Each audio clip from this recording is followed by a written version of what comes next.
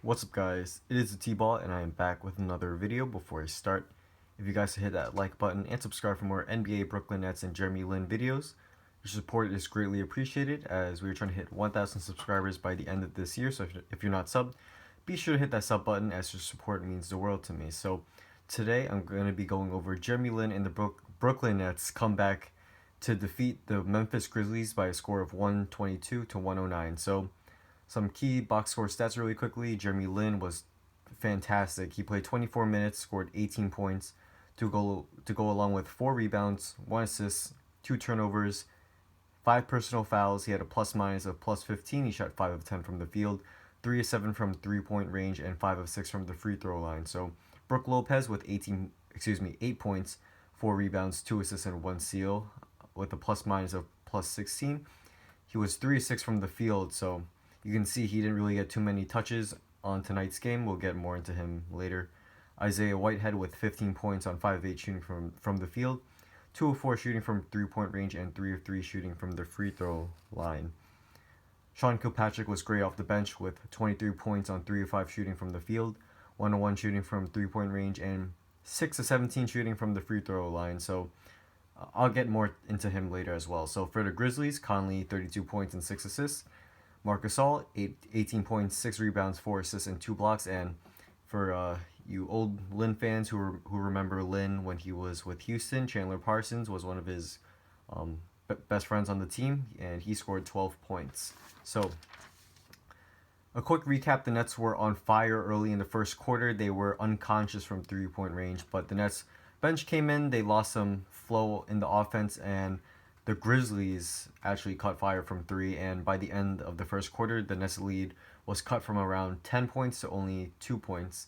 And in the second quarter, it was much more back and forth, with the Grizzlies taking a 1-point lead at the end of the first half.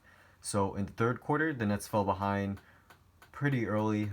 Then the Nets bench actually came in. They fell behind a little even more. I feel like I'm pretty sure the Grizzlies had a 12-point lead at one point, but then the Nets bench actually helped the Nets come back and tie the game at one point. I don't know if they took the lead, I forget, but great persistence by the Nets bench, as even though they were down by a pretty decent margin, 12 points, they worked their way and clawed their way back up to tie the game. So in the fourth quarter, it was much more the same back and forth until Jeremy Lin, Mr. Fourth Quarter, was clutch, and he put the Grizzlies away with 11 points in a span of about 4 minutes in the fourth, including a clutch dagger 3, and we'll get more into him later. So I also wanted to point out it was a very physical game as the Grizzlies play tough, lots of fouls, and if you guys don't know much about the Grizzlies, they're much of a grit and grind. That's their nickname team. They're very physical. They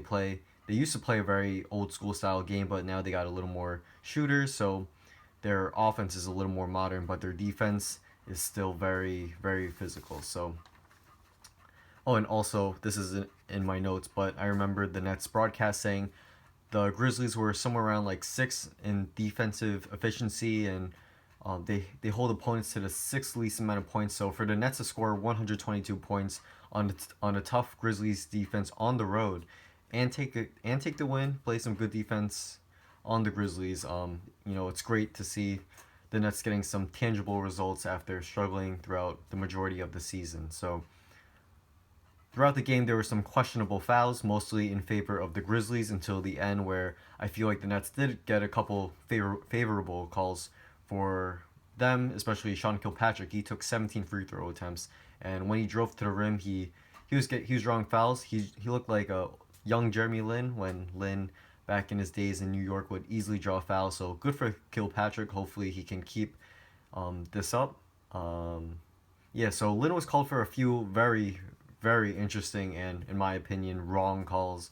Lin was also hacked multiple times, especially one play in the fourth quarter where Mike Conley, it wasn't intentional, but he slapped, like, it was pretty obvious he slapped Lin's wrist, and no foul was called, and Lin was called, Lin got the turnover because he lost the ball because Conley hit his wrist. So on the next play, though, the referees did call a foul on Tony Douglas, who seemed like he bumped Lin's, and Lin got free throws after that. So throughout the game, it really didn't seem like Jeremy Lin was getting very favorable calls, as it seemed like Kilpatrick was getting good calls, Whitehead was getting good calls, but I feel like from the Grizzlies and the Nets, the players were getting some good calls, except for Jeremy Lin. I mean, that's what it seemed to me. I don't know.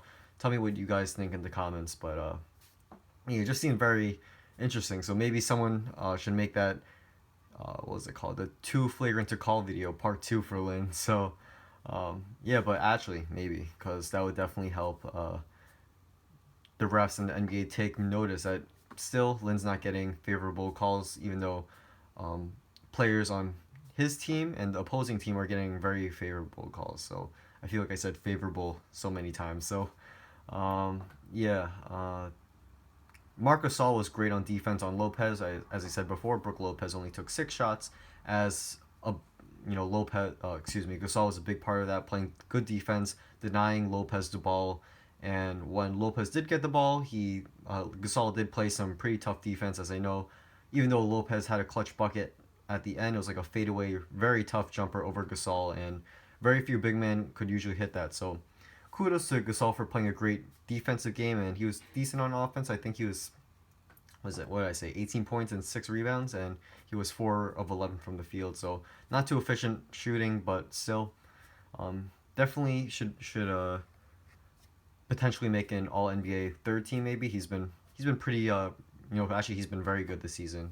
But that's I'm getting off target here. So Kilpatrick, as I said before, looked great drawing fouls. He looks much better, and hopefully he can keep it up. Isaiah Whitehead was very nice today. He was good at driving to the rim. He scored 15 points, and he got a couple key steals in the fourth quarter. So I also wanted to point out Spencer Dinwiddie, especially Dinwiddie, Isaiah Whitehead, and Jeremy Lin. They all had trouble guarding Conley. Mainly Dinwiddie, then Whitehead, and Lin had a little bit of trouble guarding Conley.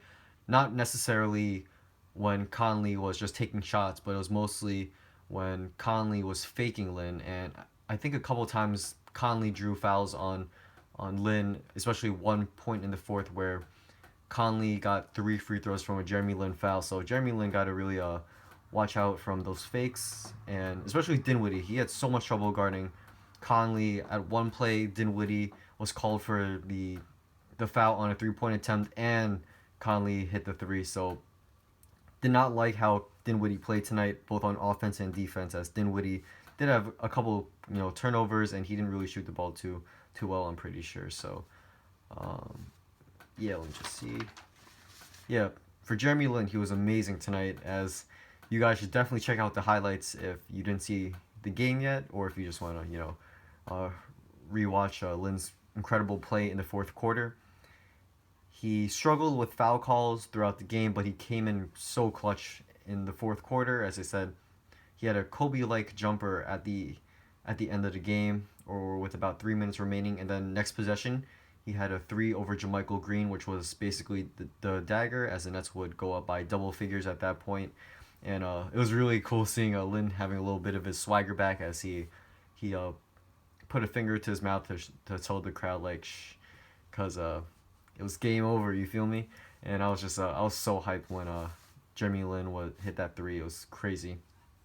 So he also shot efficiently yet again, 5 of 10 shooting from the field, 50% from the field basically, 3-7 from 3-point range, which is 42.9% from 3-point range, which I'm pretty sure, and double check me on that decimal. It's either 42.9 or 42.7. I'm pretty sure it's 42.9. I kind of memorized a bunch of fractions, but sometimes they get a little confusing. So yeah, I'm pretty sure Lin's 3-point shooting should be at around 40% on the season now. Before heading into the game, Jeremy Lin was shooting 39.1% from 3-point range, and after tonight's game, which is over 40%, definitely, I'm pretty sure Lin is shooting around like 39.8%, somewhere around there.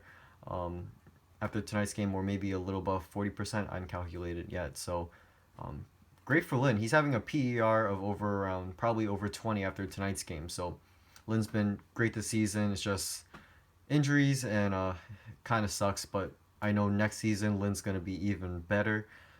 Some people say that Lin is, in his prime right now and slowly getting out of it with about like, most NBA players peak at actually around 25 to 28 years old.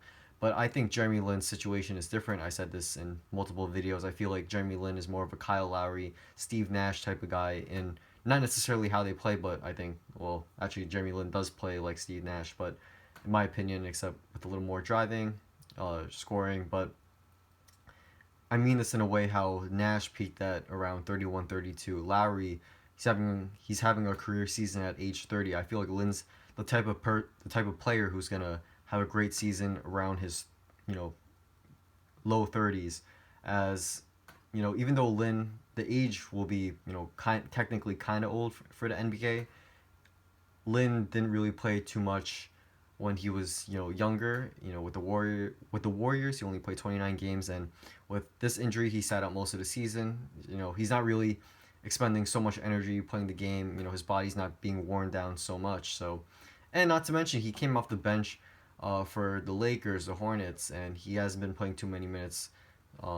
Well, he didn't play too many minutes on those teams. So, yeah, and I also want to point out Lin did not play too much point guard in the first quarter, probably because Lin did play 24 minutes today, which is the most he's played since returning. So I guess the Nets didn't really want him to expend so much energy and give him so much responsibility to start the game at least, and just ease him back into play more minutes. So that's a wrap. And thanks for watching. This is kind of a longer one of my recap videos. If you guys did enjoy, be sure to leave a like and subscribe if you haven't already.